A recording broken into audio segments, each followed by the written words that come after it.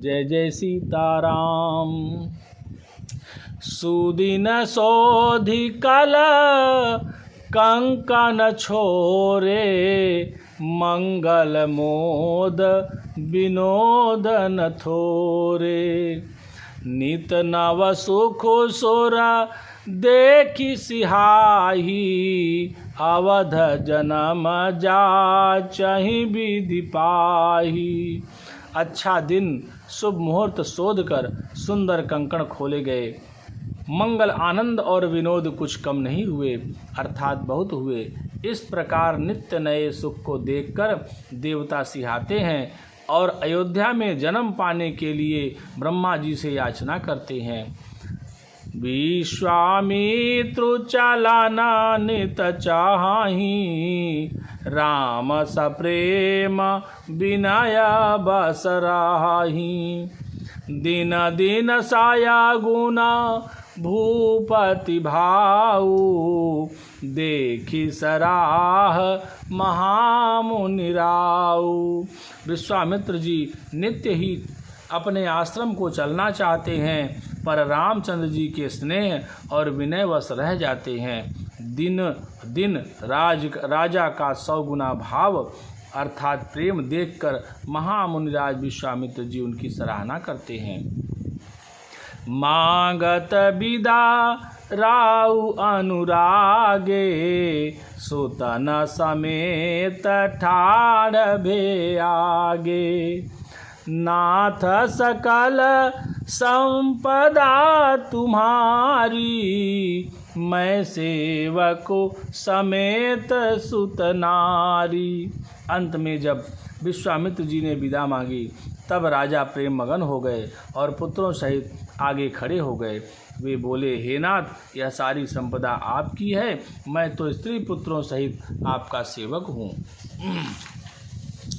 करब सदा लरि कन पर छोहू, दर्शनु देत रहब मुनि मोहू।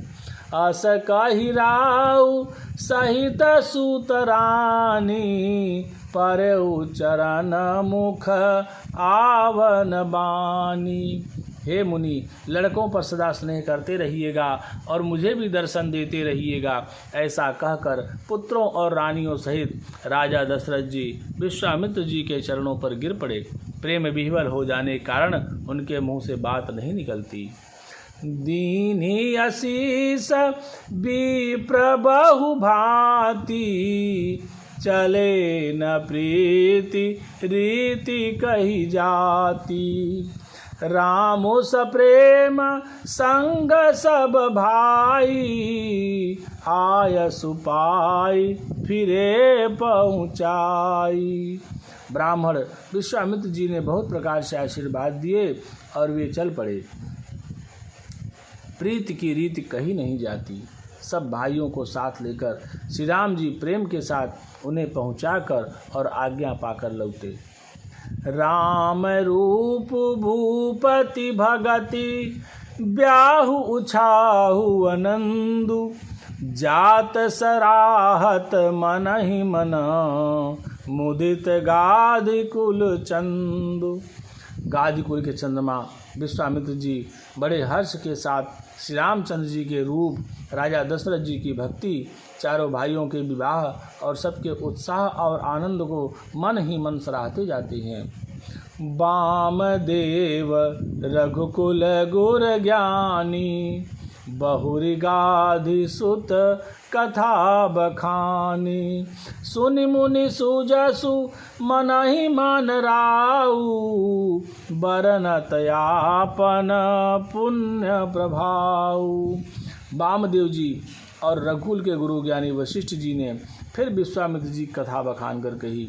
मुनि का सुंदर यश सुनकर राजा मन ही मन अपने पुण्यों के प्रभाव का बखान करने लगे। बहुरे लोग रजाय सुभयऊ, सुतन समेत निपति गृह गयऊ।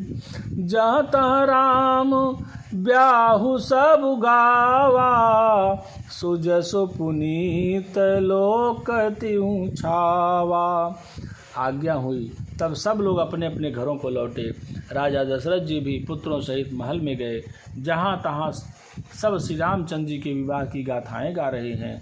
श्री रामचंद्र जी का पवित्र सुयस तीनों लोकों में छा गया। आए ब्याहि राम घर जब ते, बसई आनंद अवध सब तब ते। प्रभु विवाह जस भयउ छाहू, सकहि न बरन गिराहि नाहू। जब से श्री रामचंद्र जी विवाह करके घर आए, तब से सब प्रकार का आनंद अयोध्या में आकर बसने लगा। प्रभु के विवाह में जैसा आनंद उत्साह हुआ, उसे सरस्वती और सर्पों के राजा शेष जी भी नहीं कह सकते। कवि कुल जीवनु पावन जानी, राम सिय जसु मंगल खानी। तेहि ते मैं कछु कहा बखानी, करन पुनीत हेतु निज बानी। श्री सीता राम जी के यश को, कवि कुल के जीवन को पवित्र करने वाला और मंगलों की खान जानकर, इससे मैंने अपनी वाणी को पवित्र करने के लिए कुछ थोड़ा सा बखान कर कहा है। निज गिरा पावन करन, कारण राम जसु तुलसी कयो। निज गिरा पावन करन, कारण राम जसु तुलसी कयो।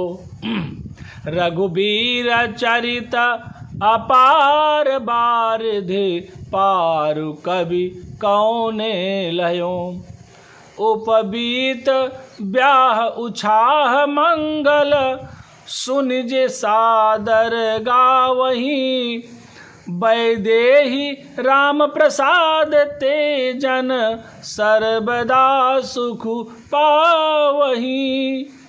अपनी वाणी को पवित्र करने के लिए तुलसी ने राम का यश कहा है, नहीं तो श्री रघुनाथ जी का चरित्र अपार समुद्र है। किस कवि ने उसका पार पाया है?